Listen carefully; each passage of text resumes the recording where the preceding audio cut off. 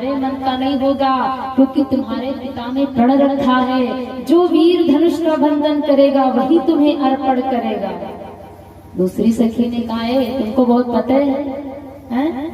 तुमको बहुत पता है ये कोई साधारण नहीं है, एक बाण से ताड़का जैसे विकराल राक्षसी को मारने वाले हैं।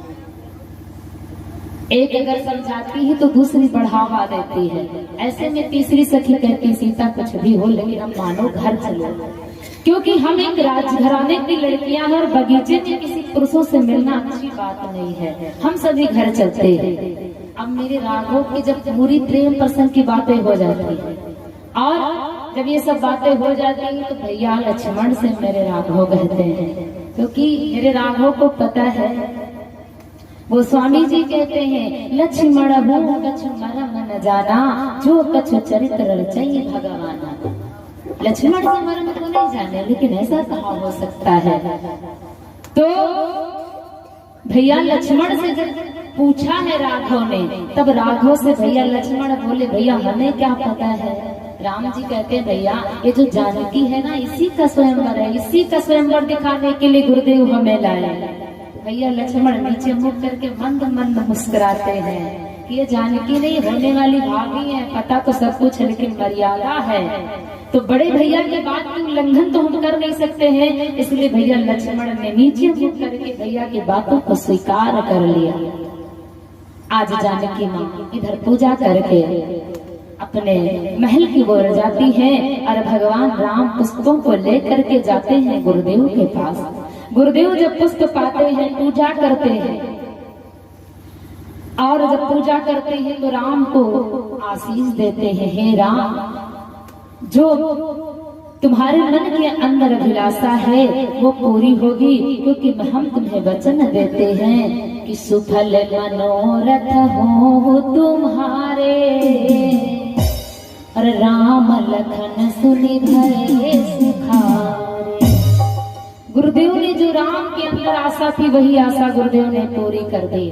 और जानकी मैया सोच रही हैं कि पिता ने प्रण किया है, पिता ने प्रण किया है कि जो वीर धनुष का बंधन करेगा वही मेरी जानकी को अर्पण करेगा।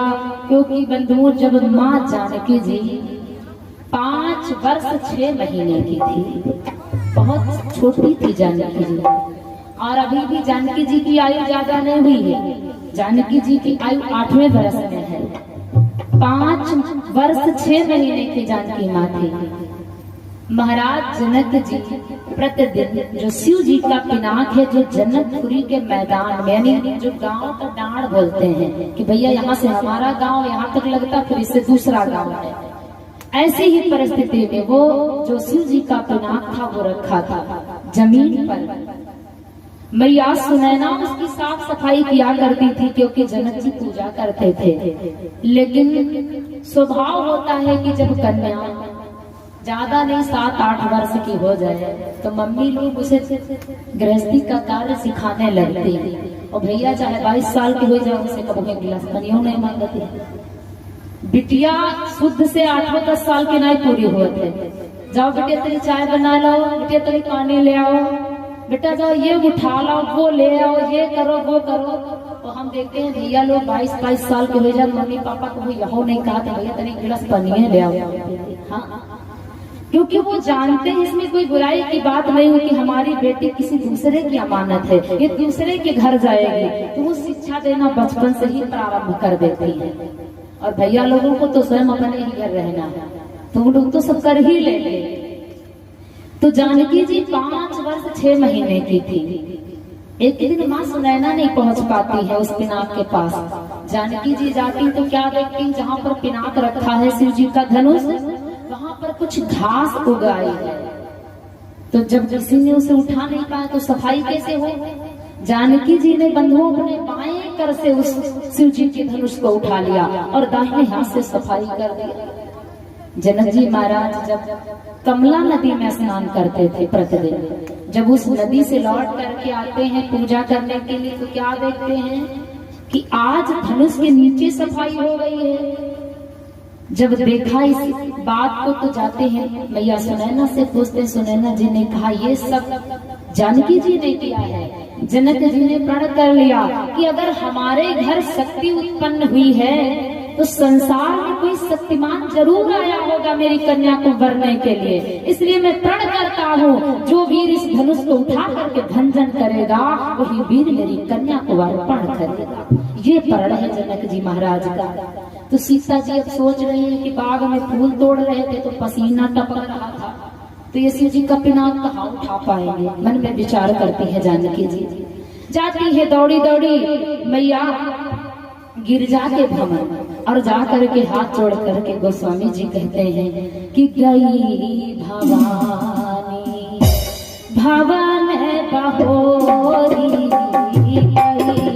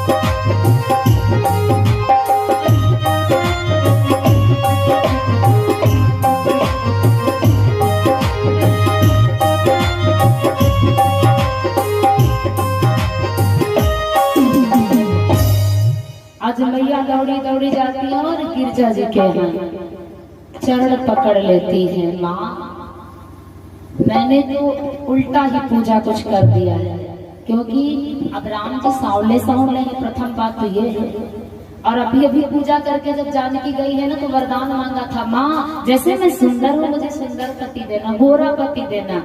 लेकिन अब देखती क्या है कि पसंद तो सांवला वाला आया है, अब तो अनुचित हो गया है, उल्टा पूजा हो गई है। तो हे मैया ऐसा तुम करो, अब मुझे गोरा पति नहीं सांवला ही चाहिए। मैया मेरी आज्ञा स्वीकार करो। और फिर पति मांगने के लिए गई है तो कोई बेटी अपनी माँ से तो कह नहीं पाती है कि मैया हमारा विवाह कर दो, हमने पति देख लिया है किसी बेटी में क्षमता।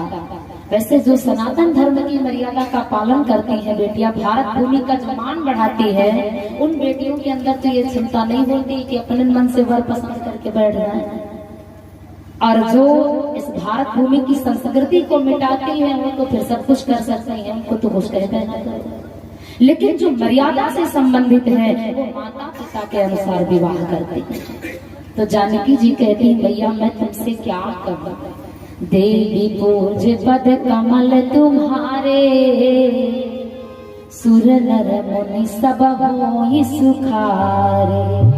और माँ तुम्हारे चरणों को तो पूछ करके समस्त संसार सुखी हो जाता है, लेकिन मैं अपनी बात कैसे कहूँ माँ, मैं नहीं कह सकती हूँ, क्योंकि माँ और बेटे का रिश्ता है, अनुचित हो जाएगा। इसलिए मैया ने कहा है कि मोर मनोरथ जानहु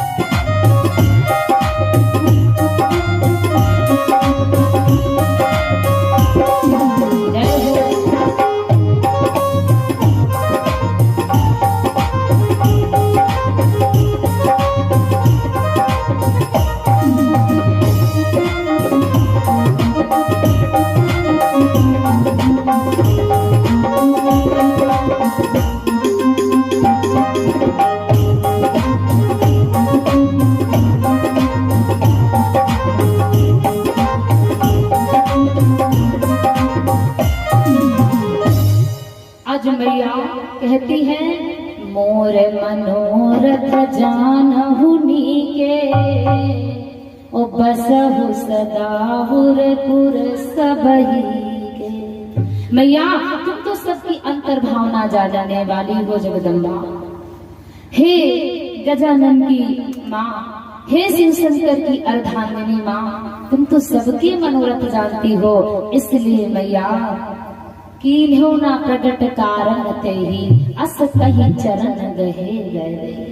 माँ मैं तो पति मांगने आई और मांगने नहीं पसंद कर आई हूँ। अगर मांगने की बात होती तब तो मांग लेती, लेकिन पसंद करके आई हूँ। इसलिए माँ से वो कह नहीं पा रही जानकी जी, और चरणों को पकड़ लिया मैया। मैं कैसे कहूँ जब पकड़ लिए चरणों को, क्योंकि सिया जी मांग क्या रहे हैं। किसिया मांग रही अवध गिराज सरयू नहाने को। सिया मांग रही अवध गिराज सरयू नहाने को। मांग रही अवध गिराज सरयू नहाने को। मांग रही अवध गिराज सरयू रानी को सिया जैसी सास सिया माँ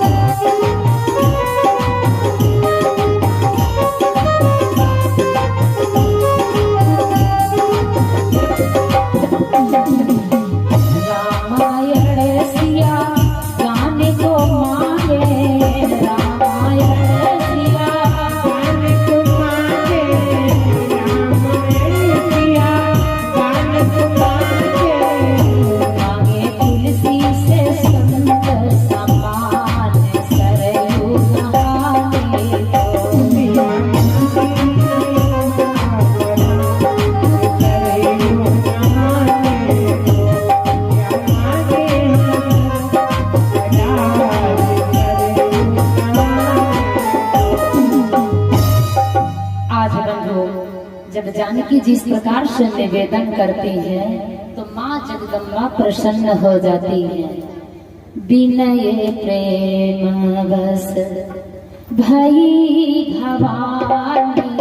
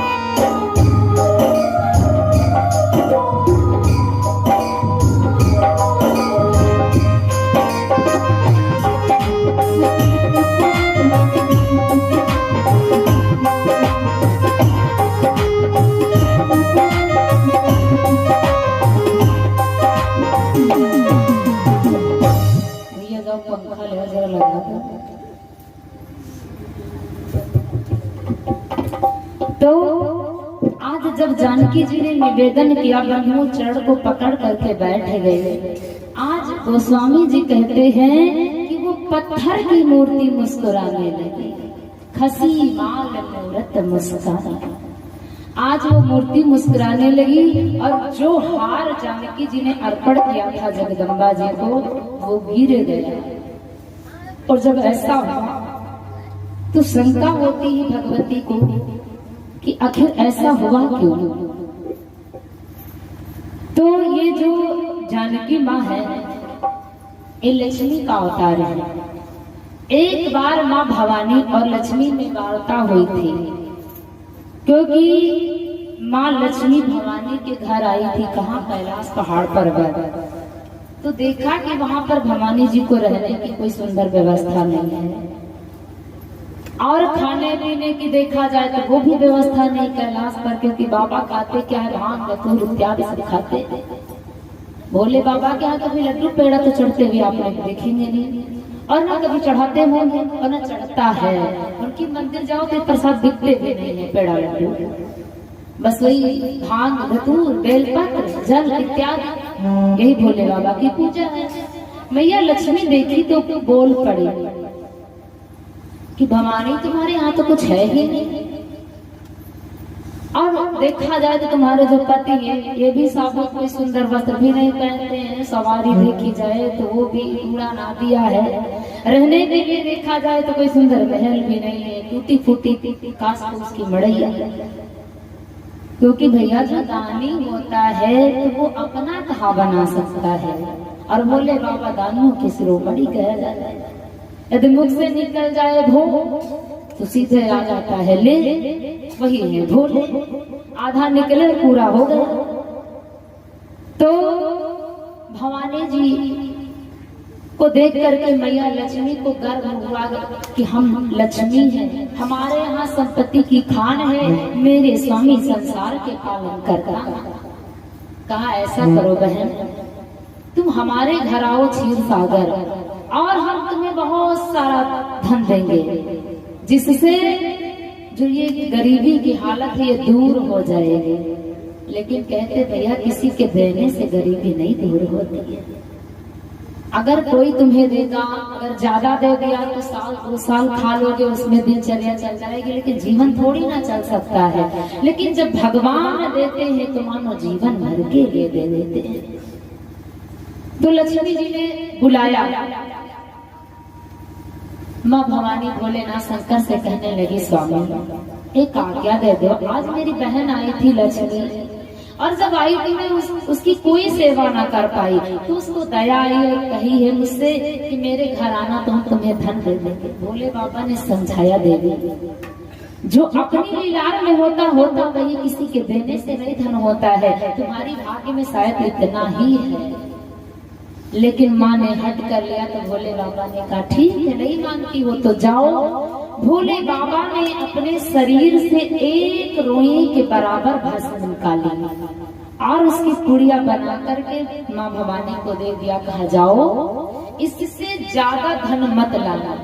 भवानी ने सोचा बंधु कि इस पुड़िया भर में क्या होगा, एक रोए के बराबर भस्म, ऐसे रोए के बराबर कौन सा धन मिल जाएगा। माँ जाती है मैया लक्ष्मी के यहाँ और लक्ष्मी जी से वार्ता होती है, खूब आदर सत्कार हुआ तो कहने लगी, बहन तुमने धन देने को तो बहुत कहा था, लेकिन मेरे स्वामी ने पुड़िया दी और कहा इस पुड़िया के बराबर ही लाना। लक्ष्मी मैया को अब भी अहंकार है, इस पुड़िया में क्या होगा, तो कहा नहीं बहन हम ज्यादा नहीं ले सकते, हमारे पति की आज्ञा है। आज मैया बैठ गई और कहने लगी, देखो इसको पलड़े में बराबर करके तौला जाए। पुड़िया एक पलड़े में है और क्षीर सागर की माँ लक्ष्मी की जितनी संपत्ति थी, धन धरोहर जेवरात सारी पलड़े में रख दिया, लेकिन बंधुओं उस पुड़िया के बराबर लक्ष्मी की कोई संपत्ति न हुई, पलड़ा उनका हल्का ही रहा। मैया लक्ष्मी भयभीत हो गई, दौड़ी दौड़ी गई भगवान विष्णु के पास, कहने लगी, स्वामी मैं तो संकट में फंस गई। भगवान ने कहा, आखिर क्या किया, तो कहा हमने भवानी से कहा था कि हमारे घर आना तो तुम्हें धन देंगे, लेकिन आज वो जब आई है कि पुड़िया लेकर के, भगवान जाने कौन जादू लेकर के आई कि जितना धन था यहाँ तक हम अपना भी उतार दिए, लेकिन उनकी पुड़िया के बराबर नहीं हुआ। तो भगवान विष्णु कहने लगे, देवी तुमने एक सती की कल्पना की और एक सती का अनादर किया है। अरे तुम्हें नहीं मालूम है कि भोलेनाथ महान दानी है और दानियों की तुलना लक्ष्मी तुम खुद से कर सकती हो, ऐसा नहीं होगा। जाओ एक तुलसी दल ले लो और पलड़े में रख दो, पल्ला बराबर हो जाए। आज इस कारण से वही जो लक्ष्मी है सीता रूप में प्रकट हुई है और भवानी से मांग रही है। इस पर बंधुओं पत्थर की मूर्ति मुस्कुराने लगी, वाह लक्ष्मी कभी तो तुझे बहुत बड़ा अहंकार था और आज तुम हमारे घर मांगने आई हो, तो हम तो तुम्हें कुछ नहीं दे सकते हैं, लेकिन हम अपना आशीर्वाद दे सकते हैं। तब गोस्वामी जी ने लिखा है कि माँ भवानी ने कहा है कि सुन सिया सत्य आशीष हमारी,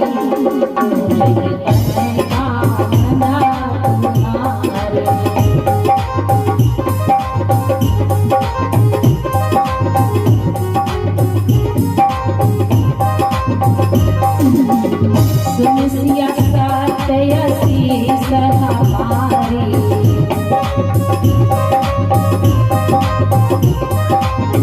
सुन सिया सत्य आशीष हमारी, कोई मन का बना तुम्हारी।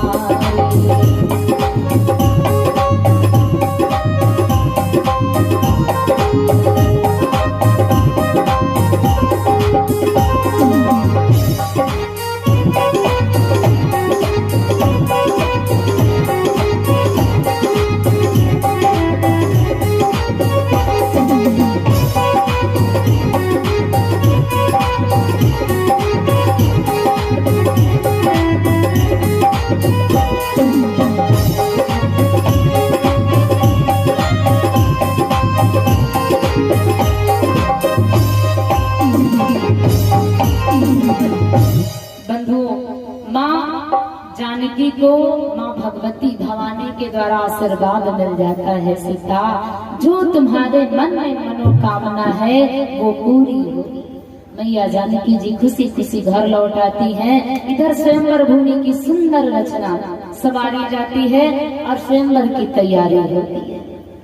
देश देश के राजा जब ये प्रण सुने, किसी ने कहा है कि दशरथ जी ने निमंत्रण दिया है तो दशरथ को क्यों नहीं दिया, क्योंकि दशरथ जी तो महान वीर योद्धा है, शब्दवेदी बाण का ज्ञान है, दशरथ जी को क्यों नहीं बुलाया।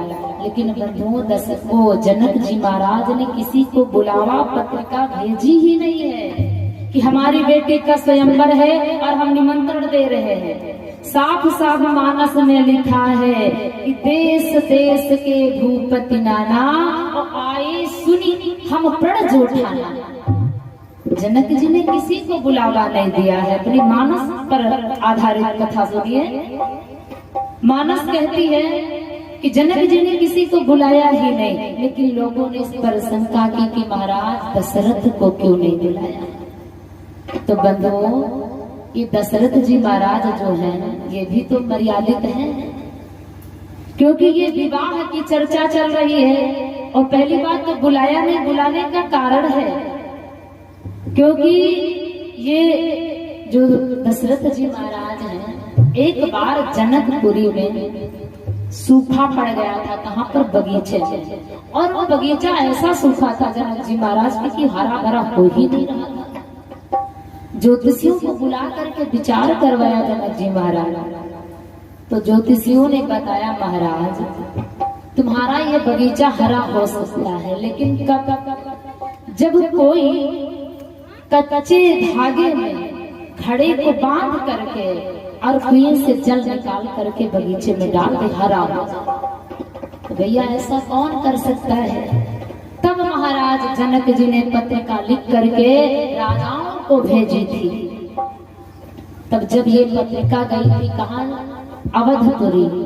तो दशरथ जी ने जब इस पत्रिका को देखा तो जाने की योजना की, लेकिन एक जो झाड़ू बुहारा किया करता था और अवध नगरी में नौकर महाराज दशरथ का कहने लगा महाराज इतने छोटे से काम के लिए आप जाओगे? महाराज यदि आज्ञा हो तो मैं ही चला जाऊं। दशरथ जी ने कहा इसमें फिर क्या है, चले जाओ।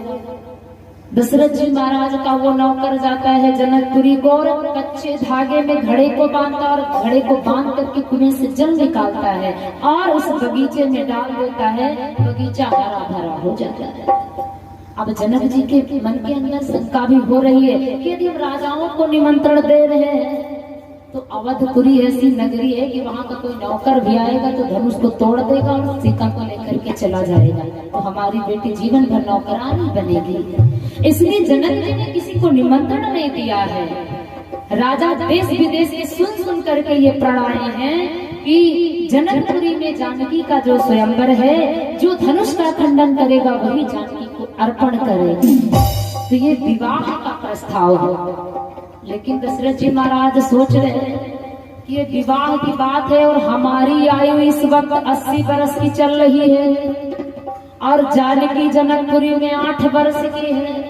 अगर हम चले गए और खुदा न खास्ता मानो हम धनुष तोड़ ही दिए तो वो 8 साल की लड़की, हम 80 साल की क्या करेंगे? ये अनमर्यादित बात है। और फिर हो सकता है विश्वामित्र हमारे बेटे राम और लक्ष्मण को लेकर के गए हो, तो अगर एक लड़की के लिए पापो जाए बिहाव करे और पुत्रो जाए बिहाव करे, ये अनुचित है, बिल्कुल अनुचित है। अगर ये उचित होता तो दशरथ जी आते। दशरथ ने विचार किया अगर हम विवाह का प्रस्ताव लेकर के जनकपुरी चले गए भूल से, तो मेरा राम ऐसा है कि फिर जीवन भर जानकी की तरफ दृष्टि उठा करके देखेगा नहीं। इसलिए दशरथ जी बंधुओं नहीं गए हैं, लेकिन स्वयंवर में देश देश के राजा विद्यमान है, उपस्थित है।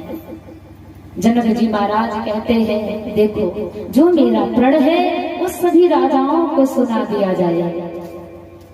सतानंद जी महाराज उठ करके खड़े होते हैं और जनक जी महाराज का प्रण सुनाते हैं कि बोले बंदी वचन वर सुनहु सकल महिपा और पन विदेह वर हम कहे भुजा उठाई विशाल।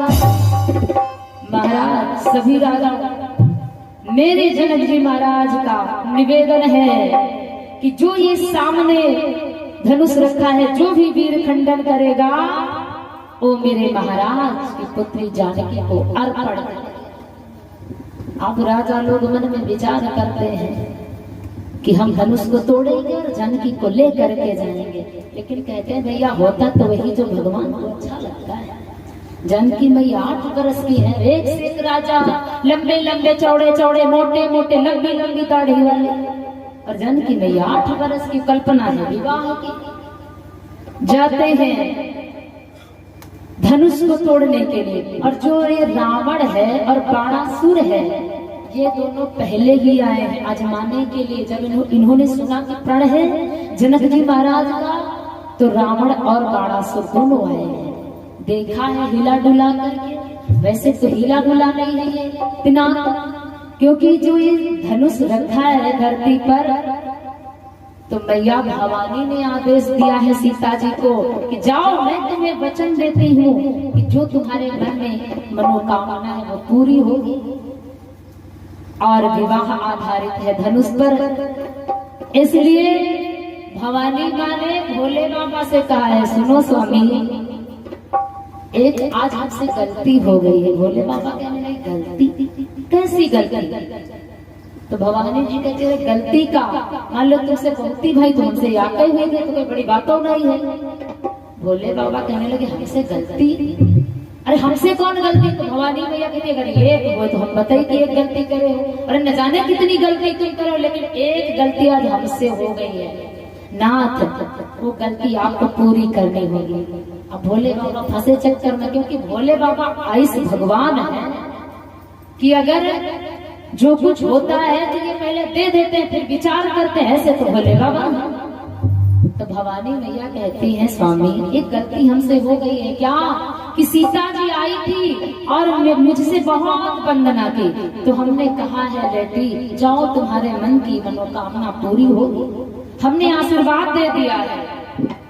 तो ऐसा करो स्वामी, सीता का विवाह धनुष पर आधारित है और उनके पिता ने प्रण किया है, प्रण सिद्ध करके देश देश के राजा आ रहे हैं, और किसी राजा ने उठा लिया धनुष और तोड़ दिया तो मेरा वचन व्यर्थ जाएगा। इसलिए स्वामी जाओ उस धनुष को पकड़ करके बैठो। कब तक? जब तक सीता को चाहने वाला ना आ जाए धनुष के पास तब। आप भोले बाबा गए हैं, धनुष को पकड़े बैठे हैं, तो रावण उठाए तो उठा कैसे पाए? क्योंकि रावण तो बलवान था, अपनी भुजाओं से कैलाश पहाड़ पर्वत उठाने वाला था, तो धनुष तो उठा सकता था रावण, लेकिन भोले बाबा उसको पकड़े बैठे हैं। भोले बाबा उसे पकड़े बैठे हैं और रावण ने देखा एक अचरज और, क्योंकि उस जो धनुष था उस पर कुछ ब्रह्म के अंक लिखे थे, क्योंकि रावण है ज्ञानी विद्वान है, पूज्य ब्राह्मण है, इसलिए रावण ने जब देखा उस धनुष पर लिखा है कि जो इस धनुष का भंजन करेगा उसकी नारी का हरण होगा, वनवास होगा उसका, और उसके पिता का मरण। तो रावण ये तेरे में तो गुण है, इसलिए तू यहाँ से चला जा तब भी ठीक रहे। रावण चला जाता है।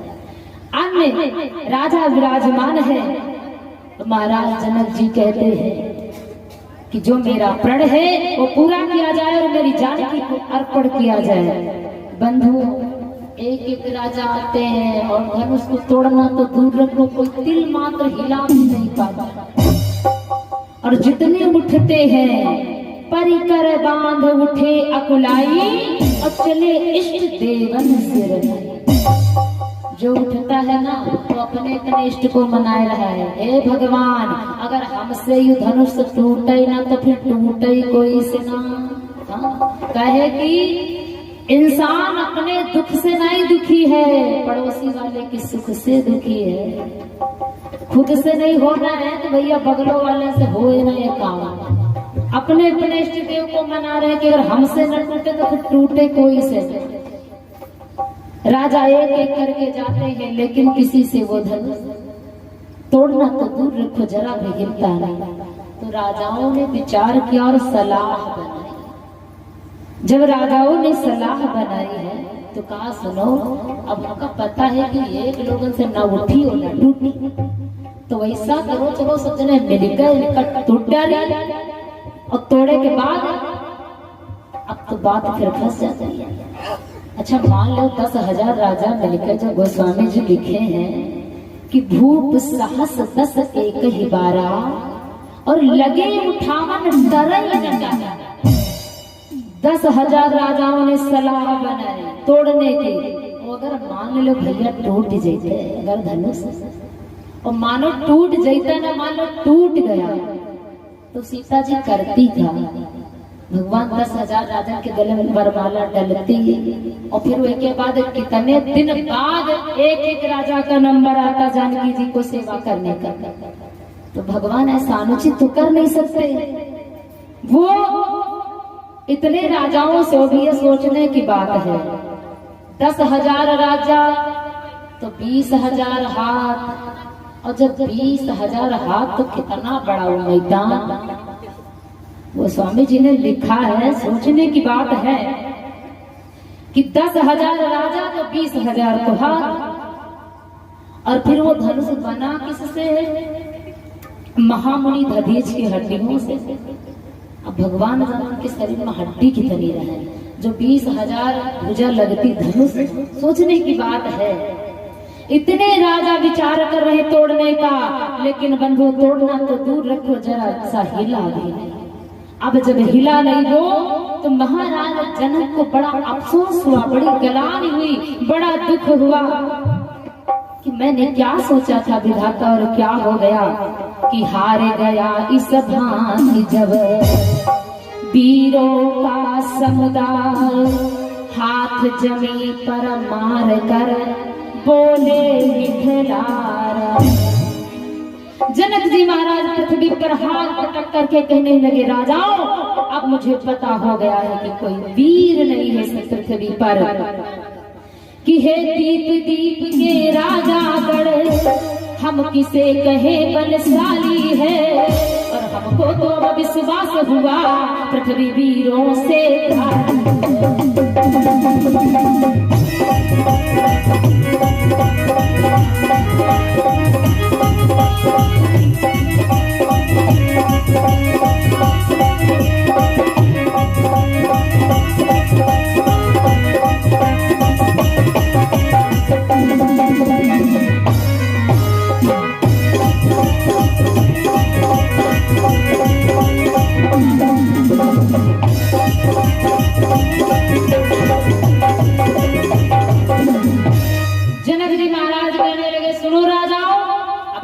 सब लोग चले जाओ, मेरी नजरों से दूर हो जाओ। अब मुझे पता हो गया है कि मेरे घर शक्ति आई है, लेकिन संसार में शक्तिमान नहीं आया है।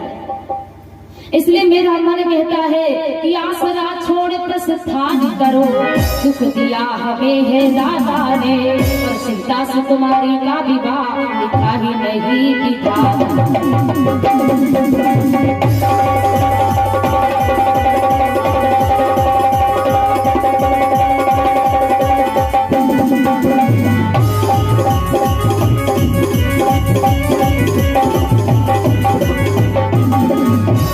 ऐसा करो, अब सब लोग चले जाओ। मुझे पता हो गया है कि मुझे अब विधाता ने दुख दिया है। यदि ऐसा नाम मैंने प्रण रखा होता तो मेरी कन्या कुंवारी नहीं रहती। अब मेरी सीता का विवाह शायद विधाता ने नहीं लिखा है। मुझे पता था कि पृथ्वी पर कोई वीर होगा।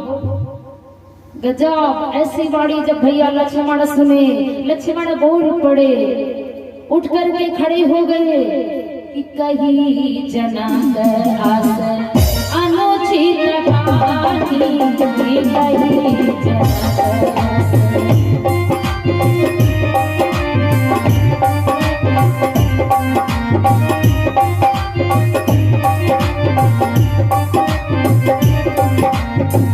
कहीं जना अनुचित कहीं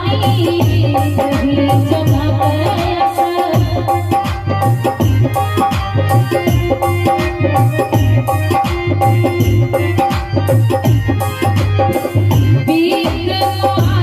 रघु कुल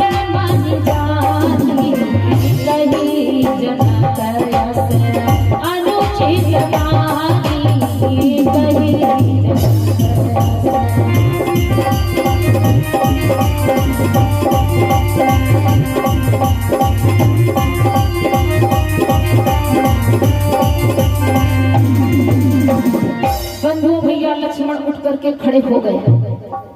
आज क्रोध के कारण आंखें लाल हो गई, होठ फड़फड़ाने लगे और बोल पड़े भैया इस सुनहु भानुकुल पंकज भानु कहो स्वभाव नक्षल मन मानो, तो जो तुम्हारे अनुशासन पाऊं कत्तक यूं ब्रह्मांड उठाओ, काचे घट घोरो जुग तोरी सकल मेर मूलक जुग तोरी, तो प्रताप महिमा भगवान का बुद्धिनाक। भैया क्रोध में लक्ष्मण बोल पड़े हे भैया, अरे जनक जी ने ये क्या कह दिया कि धरती पर कोई वीर ही नहीं है भैया।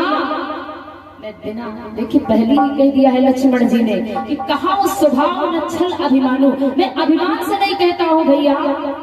जनक जी ने कह दिया पृथ्वी पर कोई वीर नहीं है, यदि तुम्हारी आज्ञा पा जाओ भैया तो जैसे बच्चे गेंद उड़ा करके फेंक देते हैं ना, उसी प्रकार से मैं अपनी उंगली से सारे ब्रह्मांड को नचा करके फेंक सकता हूँ। जैसे बच्चे खेल खेल में खिलौने तोड़ देते हैं, कच्चे घड़े तोड़ देते हैं, उसी प्रकार से मैं सारे ब्रह्मांड को तोड़ सकता हूँ भैया।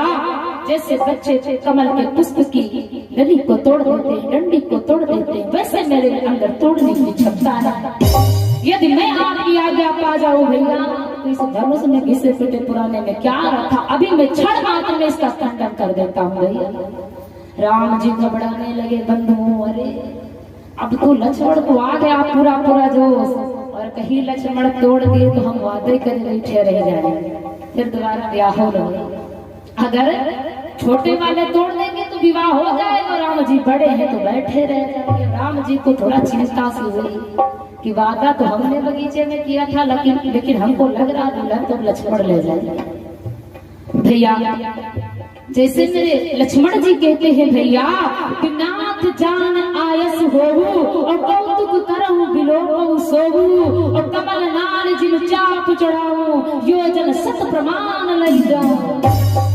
भैया 100 योजन तक इसे फेंक सकता हो, इतना दम तो एक उंगली में है भैया। और जनक जी ने क्या कहा है? राम जी कहते हैं भैया ऐसा करो कि जनक जी जो बोले हैं वो सहन नहीं हुआ है, क्योंकि रघुकुल के शिरोमणि है राम और लक्ष्मण, ये कैसे सह सकते हैं अपने कुल का अपमान।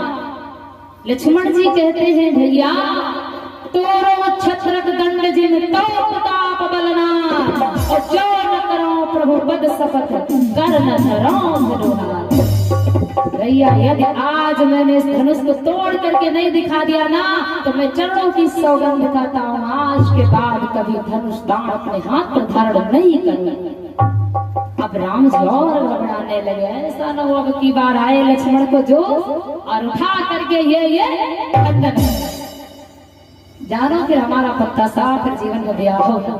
हाँ राम जी बड़े हैं, विवाह भी नहीं होगा, छोटे वाले का हो जाएगा। तो राम जी सोच रहे हैं मेरे राघव ने नैनों से इशारा किया भैया ऐसा करो, क्योंकि मुख से तो कह नहीं सकते हैं कि लक्ष्मण बैठ जाओ एक तुम न तुरी हुई का हम तोड़ेंगे, ऐसा कह भी नहीं सकते हैं, क्योंकि जनक जी ने कह दिया है, सतानंद जी महाराज से कहलवाया है कि जो वीर धनुष का बंधन करेगा वही जानकी को अर्पण करेगा। तो वो मुख से कहे तो कहे कैसे लक्ष्मण तुम न तोड़ी हुई का हम तोड़ो, कह भी नहीं सकते हैं।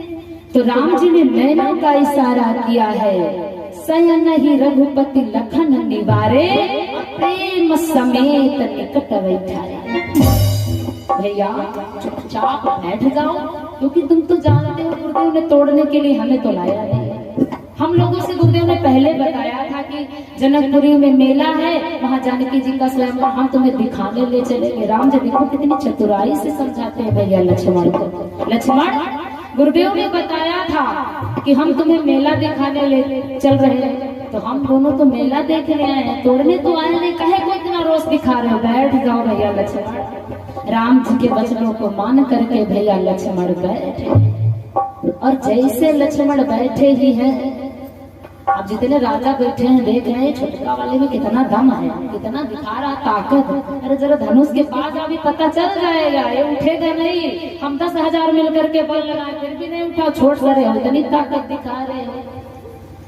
तो राम जी बिठाते हैं। विश्वामित्र जी ने मन में विचार किया, अगर जनक अब कुछ बोल दे, भूल से भी शब्द निकल गया तो मेरे राघव बैठे रह जाएंगे और लक्ष्मण उठेगा, तोड़ देगा, आपके बारे कुछ कहेगा नहीं। तो विश्वामित्र जी ने कहा, बेटा राम, मेरी आज्ञा का पालन करो राम, और उठो उठहु राम भंजहु भव चापा, मेरा तात जनक परितापा।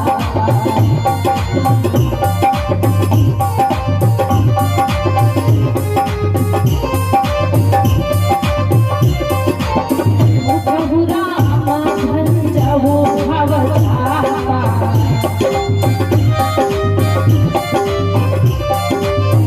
उठहु राम भंजहु भव चापा, मेरा तात जनक परितापा।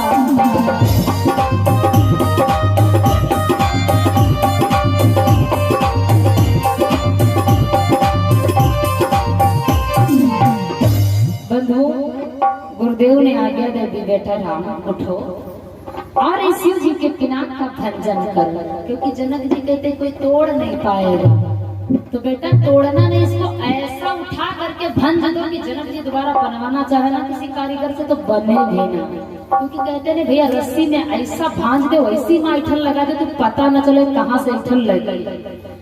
तो इसको इस तरीके से भंज दो कि अगर जनक दोबारा बनवाना चाहे तो बने भी।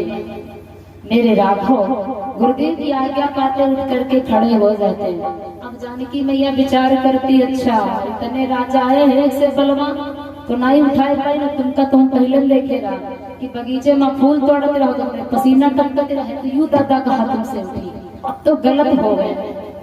अब जानकी जी बड़ी शंका में पड़ी है। बंधुओं, गोस्वामी जी कहते हैं, मन ही मन मानव अकुलानी, अहो प्रसन्न महेश भवानी।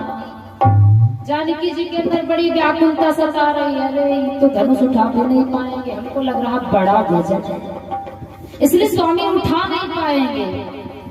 मैया जानकी जी अब सारे देवी देवता मना रहे हैं, सारे देवी देवता मना रहे हैं। गणेश जी से कहते हैं, सुनो, करहु सफल आपन से उकाई और कर हिंदी हरहु चाप दरवाई। सबसे पहले जानकी जी कहती है, सुनो, इतने दिन से हमने पूजा पाठ ध्यान किया है, ऐसा करो, हम कला के धनुष बड़ा वजन है, यह खातिर इसको कोई उठा नहीं पाया है, तो इसकी गरवाई का हरण करो। और कहती है माँ भवानी से, ऐसा करो भैया, ये तुम्हारे पति का धनुष है, ऐसा करके इसको एकदम हल्का बना दे, ये काफी वजन, इसको कोई उठा नहीं पाया, फिर हमारे स्वामी तो उठा भी नहीं पाएंगे। मैया को बड़ी व्याकुलता सता रही, और घर सुनैना मैया को सखियां समझा रही हैं, ऐसा करो सुनैना कि कन्या विवाह के योग्य हो चुकी है, और दुनियादारी चक्कर में मत पड़ो और विवाह कर दो, क्योंकि जितने राजा थे सब तो अजमा चुके हैं, किसी से धनुष उठा नहीं है, तो क्या जीवन भर अपनी कन्या को ऐसे बिठा रखोगे? ऐसा करो, बिना सोचे समझे विचारे, सांवला वाला बहुत सुंदर, इसी के सामने विवाह कर दो, मैया अपने पति को समझा लो। लेकिन सुनैना जी कहती, वो मानने वाले कहाँ, अगर मानने वाले होते तो मान जाते, मना लेते, लेकिन वो मानेंगे नहीं। भगवान मन ही मन जानकी की व्याकुलता को देखते हैं कि प्रभु तन चिता ये प्रेम अपन ठाना, और कृपा निधान राम सब जाना। आज बंधु भगवान जानकी की सारी व्याकुलता को जाग गए, मन में विचार करते हैं कि का वर्षा जब कृषि सुखाने, और समय चूक पुण्य का बचता। अगर जानकी व्याकुलता के कारण वे प्राण निकाल ले, प्राण छोड़ दे, तो फिर बाद में धनुष को तोड़ूंगा तो क्या मिलेगा? कुछ नहीं मिलेगा। मेरे राम शीघ्र बढ़ते हैं धनुष की ओर और गुरुदेव को प्रणाम करते हैं, और जैसे धनुष की तरफ झुकते हैं तो एक तो धनुष रखा है कहाँ पर? धरती पर। और जानकी जी पुत्री किसकी है? धरती माँ की पुत्री है। तो एक तो माँ को चिंता सता रही थी कि मेरी बेटी इतना परेशान है, और जनक को क्या जा रहा था, जनक ने तो प्रण कर दिया था, चाहे कोई 80 साल वाला कहे ना तोड़ दे तो विवाह कर देते कि हमारी बेटी छोटी सी है। माँ को बहुत चिंता रहती है बेटी के प्रति। और इधर भोले बाबा धनुष को पकड़े बैठे हैं। जैसे सांवले सरकार धनुष के लिए झुकते हैं, गोस्वामी जी ने लिख दिया है कि लेते चढ़ावत खई चढ़ा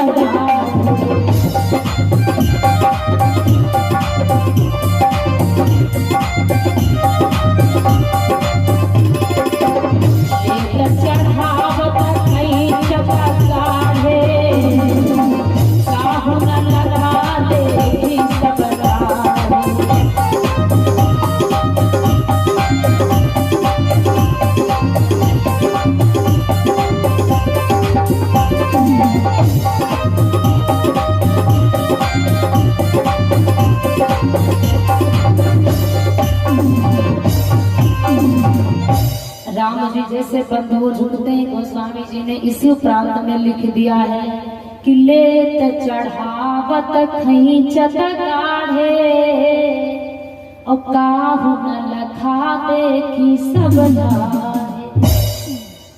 लेत का अर्थ यहाँ पर ऐसे ही निकल रहा है कि जब किसी ने दिया तभी तो राघव ने लिया है। लेत चढ़ावत खींचत गाढ़े, इसका अर्थ निकल रहा साफ साफ कि वो धरती माँ जिस पर धनुष रखा है और जिन शिव जी ने पकड़ा है, दोनों ने वो धनुष को स्वयं उठाया और राघव के हाथ में दे दिया। बड़ी देर से हम पकड़े बैठे थे, थक गए हैं, अब इसको लो संभालो। और जैसे राम के हाथ में वो धनुष आता है, महामुनि दधीच का उद्धार राघव के हाथ में ही होना था। जैसे वो पिनाक हाथ में आता है, भगवान जैसे प्रत्यंचा को खींचते हैं, होता क्या है कि तेहि छन माथे राम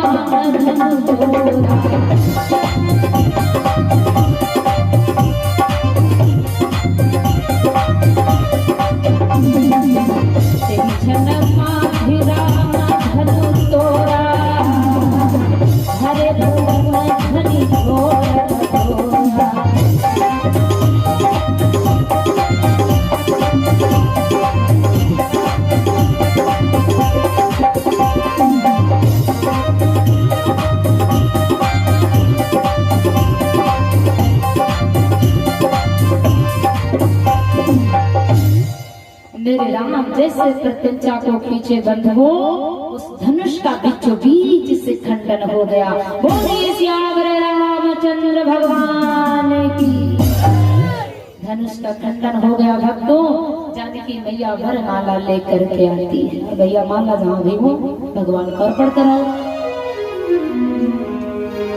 वो जानकी मैया वरमाला लेकर के आती है भगवान के लिए, और भगवान की आयु बंधुओं 14 बरस की है। जानकी मैया 8 बरस की है। अब राघव लंबे हैं, जानकी जी छोटी है। सखिया कहती जरा झुक जाओ प्रभु, लेकिन राम जी मन में विचार करते आज ही मिलन हुआ है, आज ही सीता जी मिलने जाओ, पहले मिलके चरण में झुक जाएंगे ना तो जीवन भर झुके रहेंगे। इस कारण से प्रभु झुकते नहीं है।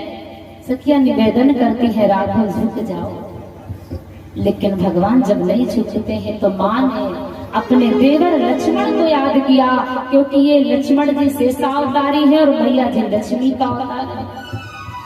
पूर्व जन्म को मैया ने याद किया कि पुत्र तुम तो कहा करते थे कि मां हम तुम्हारी सदा सहायता करेंगे, तो आज मेरी मदद करो। मैया ने जैसे कहा कि जो वादा किया था हमसे निभाना पड़ेगा, निभाना पड़ेगा लक्ष्मण, निभाना पड़ेगा।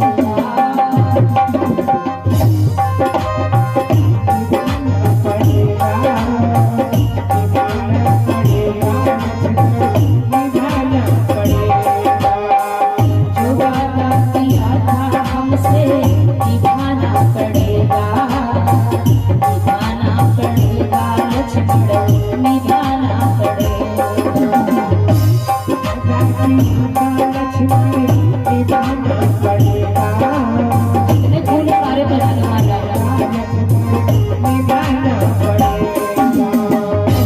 सीता अब लक्ष्मण से निभाना पड़ेगा, जो वादा किया था हमसे निभाना पड़ेगा, निभाना पड़ेगा लक्ष्मण।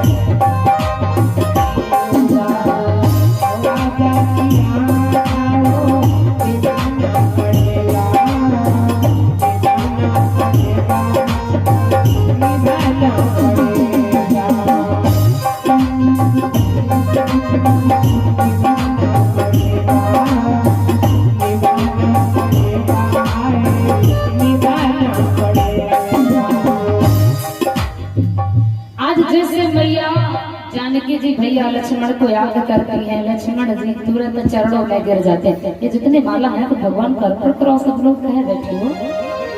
जानकी जी जैसे याद किया भैया लक्ष्मण चरणों में गिर जाते हैं, और जब चरणों में गिर जाते हैं मैया जानकी जी को मौका मिल जाता है ये उठा करके वरमाला डाल। और जब पड़ गया वरमाला सखिया गान करने लगी कि डाल रही वरमाला अब तो जानकी, और जय बोलो सीताराम। डाल रही वरमाला अब तो जानकी, जय बोलो सीताराम की। डाल रही वरमाला अब तो जानकी, जय बोलो सीताराम की। डाल रही वरमाला अब तो जानकी, जय बोलो सीताराम की। डाल रही वरमाला अब तो जानकी, जय बोलो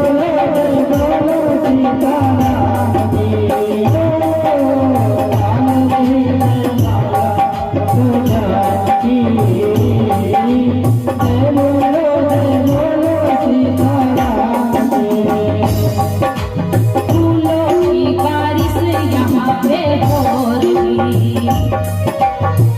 माए तो हो गई है भगवान की, जय बोलो सीताराम की।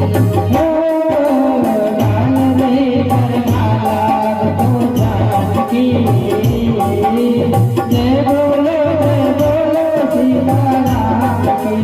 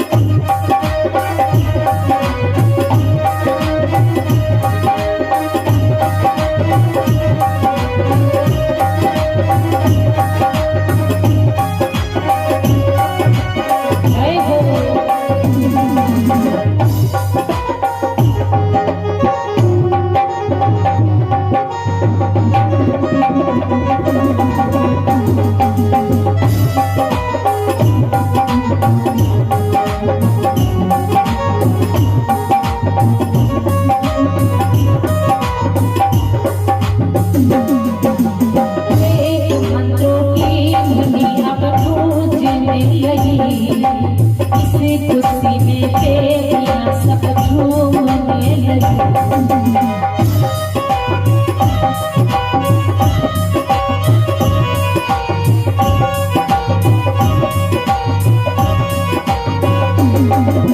आज शुभ दिन हम सभी के जीवन में आया, सिया राम के नाम पर हर दिल है हर्षाया। उसका रामायण है स्वाभिमान की, जय बोलो सीताराम।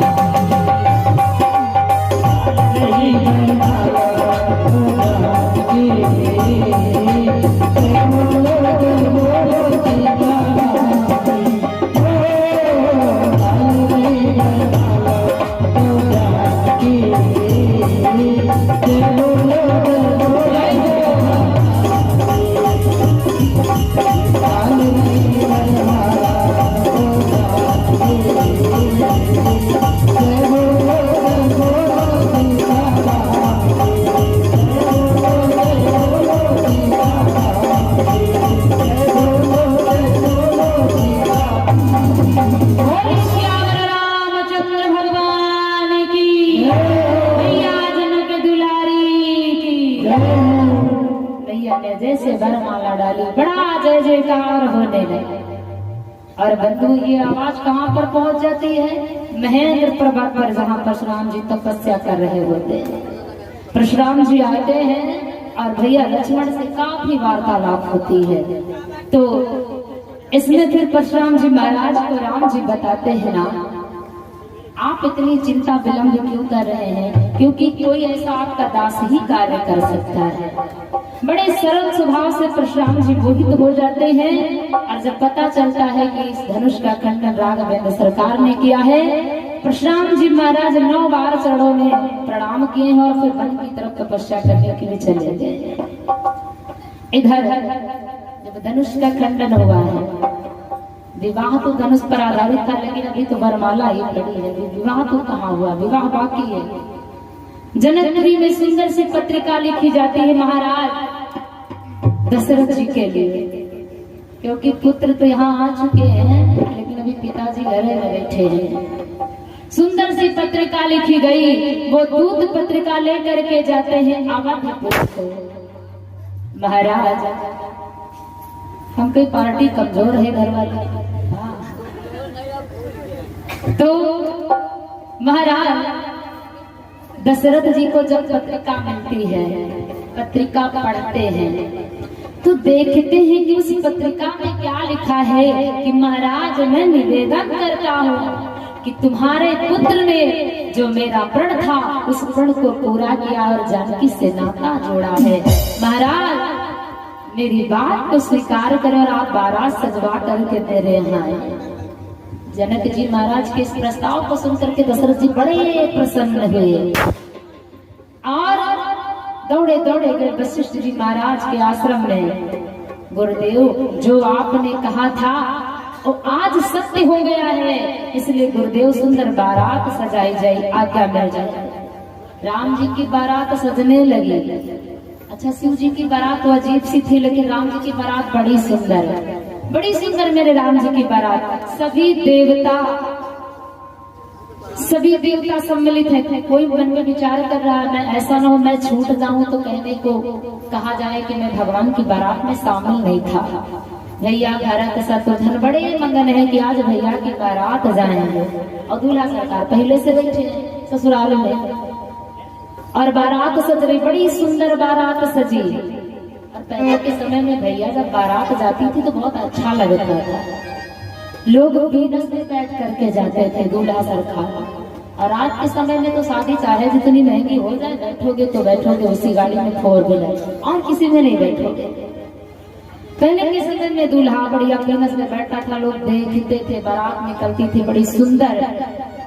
लेकिन जब से भैया परिवर्तन हो गया, कहते हैं कि जब से चली गई गरम चाय तो चना चबाना चखा।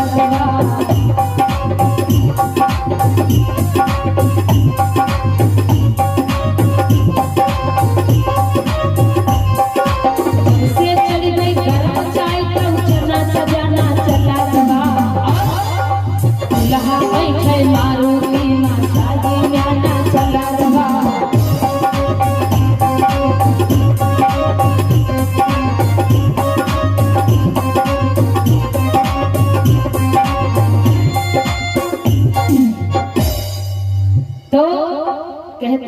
जब से परिवर्तन हो गया है किसी का, पहले लोग जब कहीं जाते थे तो बड़ा सुंदर स्वागत सम्मान होता था, ठंडा ठंडा शरबत मिलता था।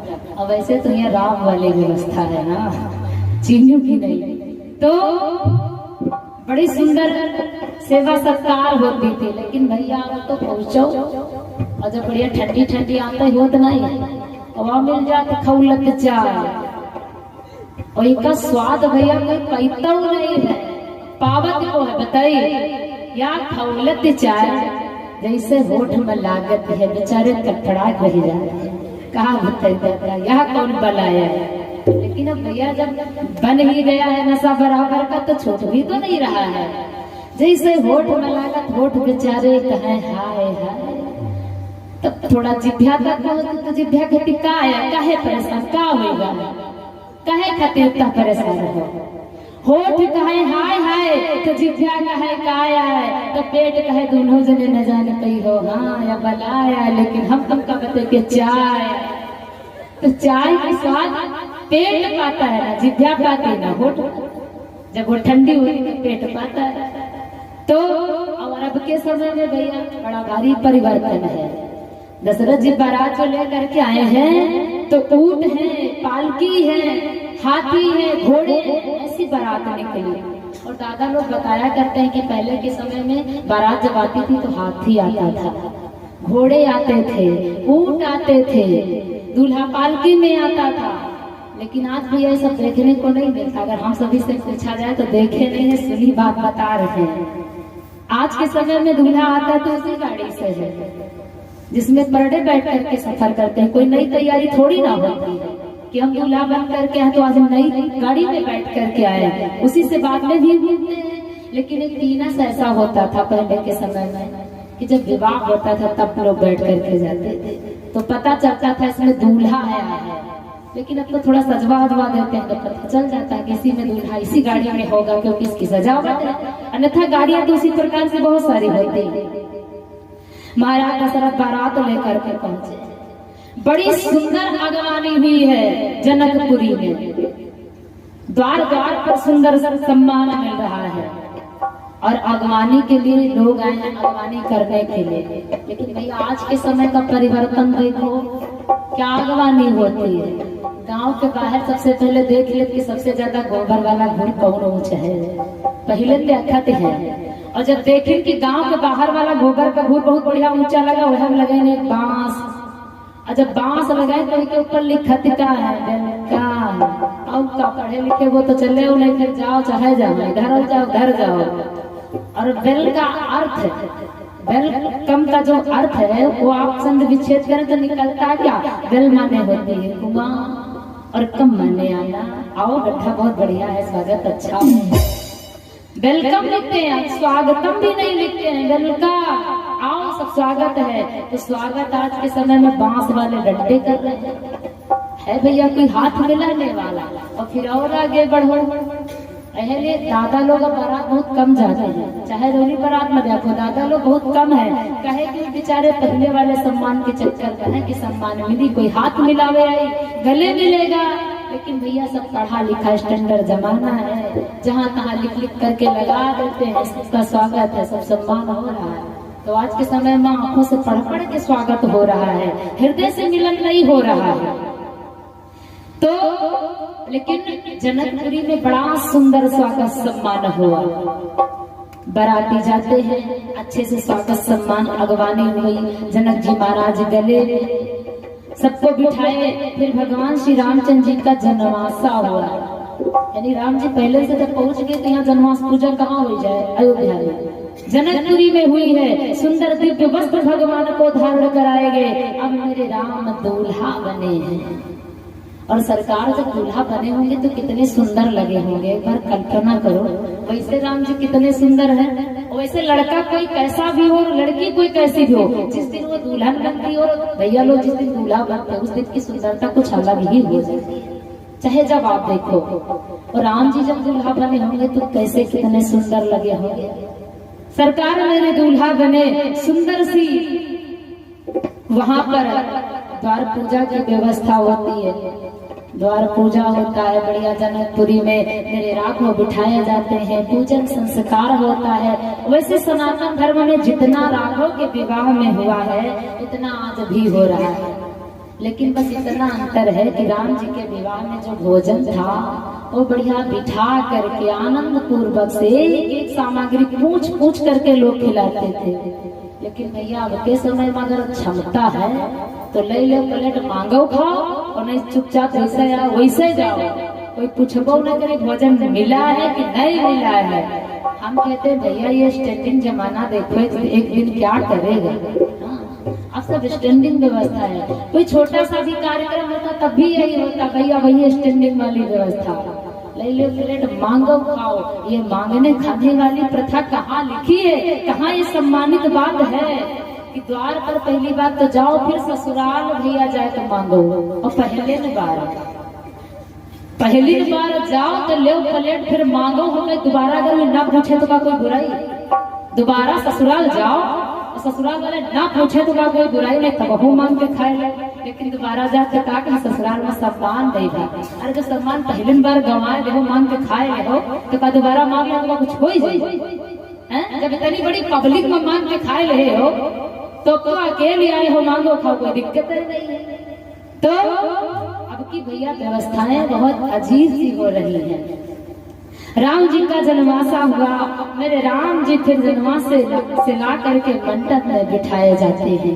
जब मेरे राघव मंडप में बैठते हैं, सखियां मंगल गान करती हैं कि जना करौरा मड़वा महीरा जड़े, जना करौरा मड़वा महीरा जड़े, जना करौरा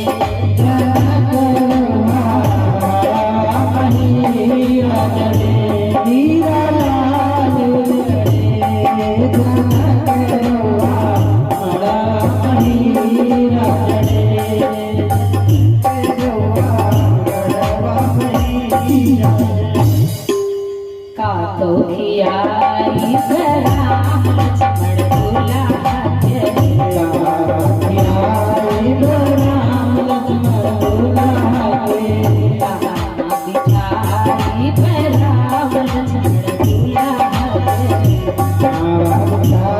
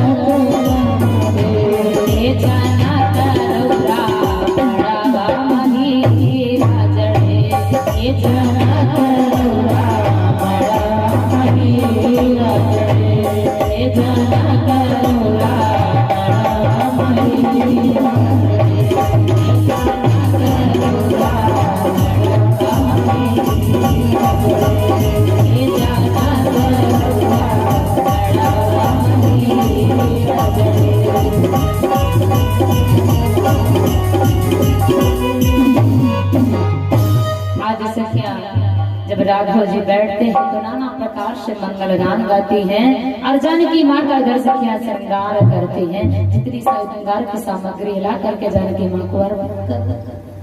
हाँ, आज सखियां जानकी जी का नाना प्रकार से श्रृंगार कर रही मैया सजाई जा रही है। आज जब जानकी जी का श्रृंगार हुआ दोनों लोगों को मंडप में बिठाया गया। राम जी को आज जब मंडप में बिठाया गया, आज सभी देवता नेत्रों से लाभ ले रहे हैं राम जानकी के दर्शन का। और बंधु विवाह की जो तिथि है वो अगहन मास की शुक्ल पक्ष की पंचमी दिन भगवान के विवाह का है मंगलवार। इस दिन मेरे राघव का विवाह हुआ और नाना प्रकार से खुशियां मनाई जा रही हैं। नाना प्रकार से सखियां भगवान को मंगल गान गा गा करके बधाई दे रही हैं। और फिर मैया को जो भाभी थी ना वो आकर के सामने से चढ़ा, हाँ इधर रख दो, चढ़ा करके इधर, हाँ। और यहाँ भैया जो पंकज है वो भी जानकी जी के लिए सुहाग सामग्री और जो चूनर है सारी व्यवस्था की है माँ जानकी के लिए। मैया जानकी सदा भाभी जी को सुहागन बनाए रहे अपने जैसे, यही व्यासपीठ से आशीर्वाद है। और जानकी जी का बड़े आनंद से श्रृंगार हुआ और फिर मेरी माँ ने प्रभु के साथ में रखू भैया कहीं पर भांवरे डाले और फिर राघव ने सिंदूर भांवरे जब डाले। गोस्वामी जी कहते हैं भैया चादर पकड़ लो तो भावने पड़ना, दो लोग चादर पकड़ लो, भैया लावा डाल दे।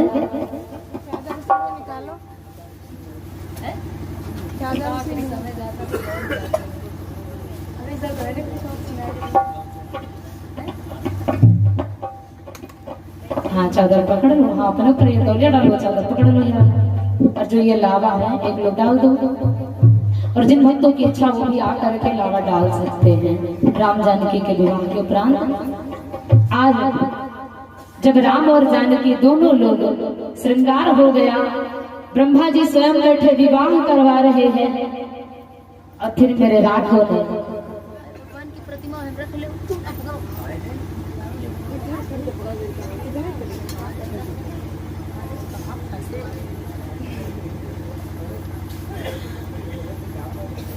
मेरे राम और जानकी दोनों लोग भांवर डालते हैं। हाँ। कहते हैं गोस्वामी जी कि कुमार कुमारी कल भांवर देगी और नयन सब सागर ले। नाना प्रकार से भांगड़ पड़ रही है और सखियां मंगल गान गाती हैं कि मंडप के बीच सीता की होवे भारिया। मंडप के बीच सीता की होवे भारिया। मंडप के बीच सीता की होवे भारिया। पहली खबर जब भूमि घर जब भूमि। पहली खबर जब भूमि घर जब भूमि। बाबा करे कन्या दान सीता की होवे भारिया। मंडप के बीच सीता की होवे भारिया। मंडप के बीच सीता की होवे भारिया। दूजी खबर जब घूमे घर जब घूमे। दूसरी खबर जब घूमे घर जब घूमे। दिया शीस सीता की होवे भारिया। मंडप के बीच सीता की होवे भारिया। मंडप के बीच सीता की होवे भारिया। तीजी खबर जब घूमे घर जब घूमे। तीसरी खबर जब घूमे घर जब घूमे।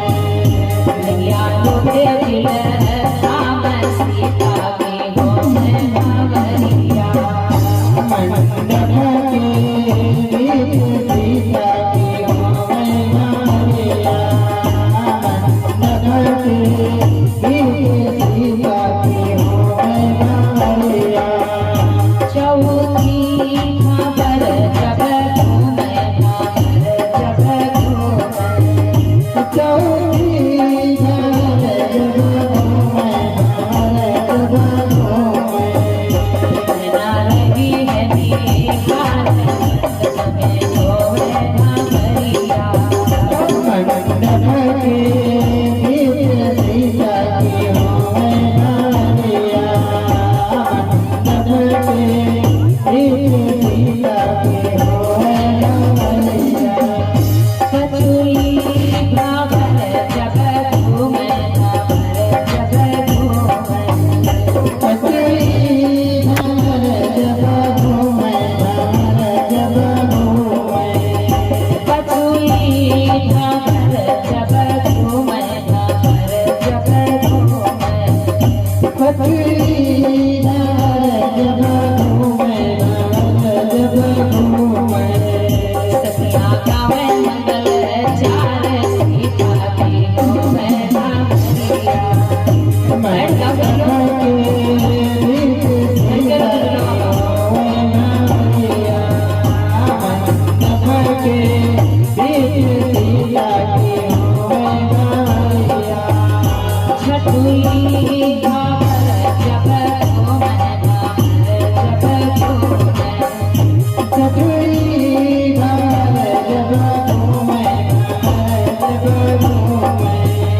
होवे फूलों की बौछार सीता की पड़े भारिया। मंडप के बीच सीता की होवे भारिया। मंडप के बीच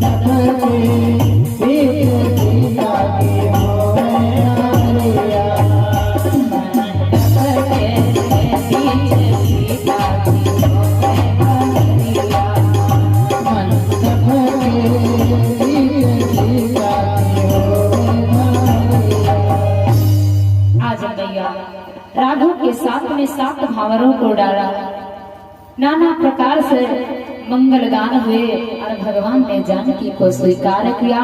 फिर मेरे राघव ने मैया की मांग को भरा। राम सिया सिर से दूर देही, शोभा कहीं न जात विधि के। मेरी मैया अब पूर्णतया सुहागन हो गई जानकी जी। विवाह वैदिक रीति के अनुसार, जैसे आज ब्राह्मण लोग बैठ करके मंडप में विवाह करवाते हैं, ये प्रथा राघव के विवाह से शुरुआत हुई। मेरे राघव का विवाह संपन्न हुआ। जब सुबह का समय आया तो सखियां भगवान को कलेवा करवाती हैं और नाना प्रकार से गीत गाती हैं। तो हमारे जो माताएं बहने भैया लोग राघव को कलेवा करवाना चाहते हैं, वो सभी लोग आए और भगवान को कलेवा कराएं।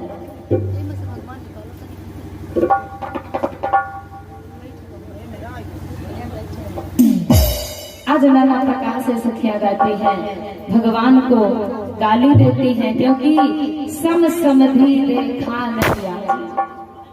और फिर पुरुषोत्तम को गाली जिन गाली की काहे ससुराली। भगवान बैठे सरकार मंद मंद मुस्कुरा रहे हैं चारों भाई। और विवाह की बात कही जाए बंधुओं, वैसे समय तो बढ़ जाता है, लेकिन जनकपुरी में राम लक्ष्मण का ही विवाह नहीं, इन चारों भाइयों का तो विवाह हुआ ही है। लेकिन जब प्रेम देखा, दशरथ जैसा समधि देखा, तो जनकपुरी के वासियों ने निवेदन किया वशिष्ठ जी से कि महाराज यदि बात बन जाए तो अयोध्या से जितने राजकुमार आए हैं और जितनी कुंवारी कन्या है जनकपुरी में, सबके विवाह संपन्न हो जाए।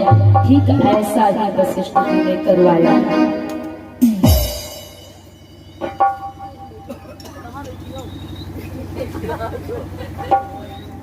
सरकार बैठे हैं और सखिया लाई है कलेवा करने के लिए। सारी सहज बाती है कलेवा करने के लिए, तो आज भी परंपरा है। जी भर के गाली देती है सखिया, कहती है और बेटी बैठा है करके कलेवा करो। कहती है क्या कि तनी के सिखा हमारी दुल्हा, तनी के सिखा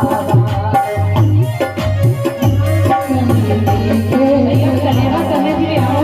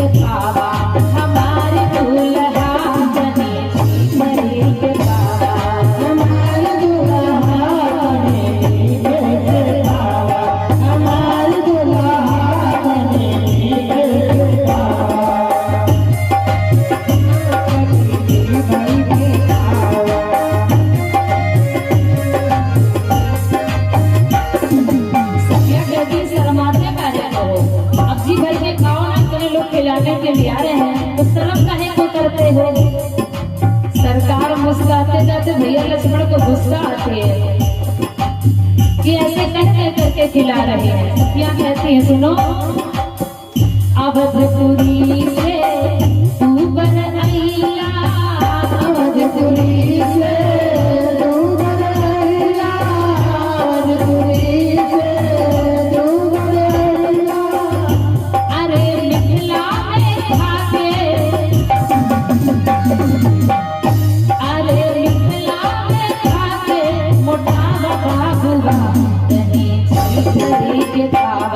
हमारे